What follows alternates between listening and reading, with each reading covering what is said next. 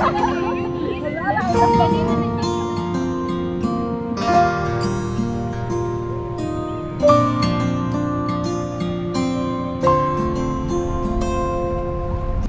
magandang araw muli mga kababayan.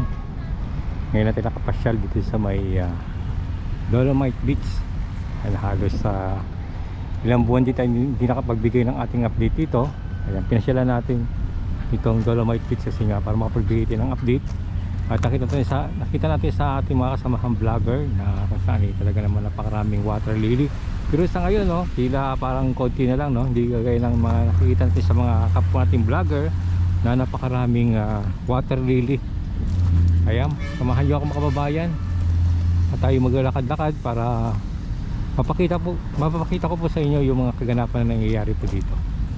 Ayan, may nakikita po tayo dito kahit na medyo may mga kalat tayo nakikita, tuloy pa rin ang pamamasyal ng ating mga kababayan dito.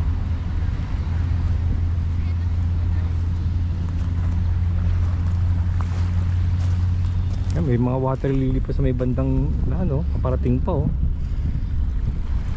Ayan, may habagat, may dalawang low pressure area mga kababayan eh.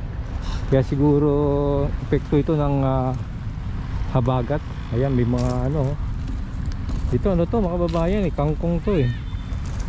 Wala ng dahon, puro tangkay na ng kangkong. Nakikita natin.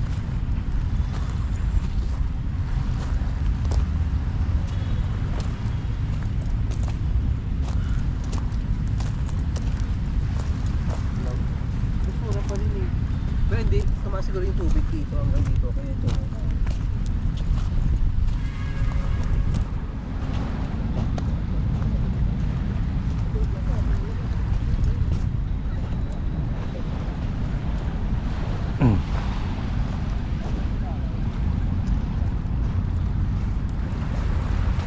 So, parang nahuhukay na ito mga kababayan oh. Pero makita po natin oh, yung pinaghukayan puti, yung ilalim. Sabihin dyan pa rin yung Dolomite, yung Dolomite sand.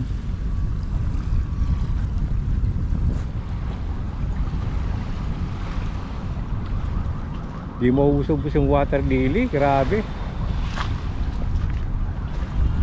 Yan, puro water lily to mga kababayan eh oh. Pero di nagaano ngayon oh, yung huling update na nakita po natin, grabe ang kapal eh. Kapal ng water lily eh.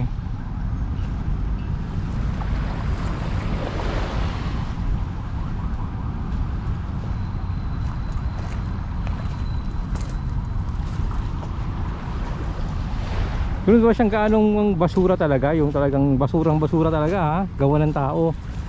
Dami natin nakikita, ilan lang. Pero yung water lily talaga kadamihan. Nakikita yung mga kalat dito.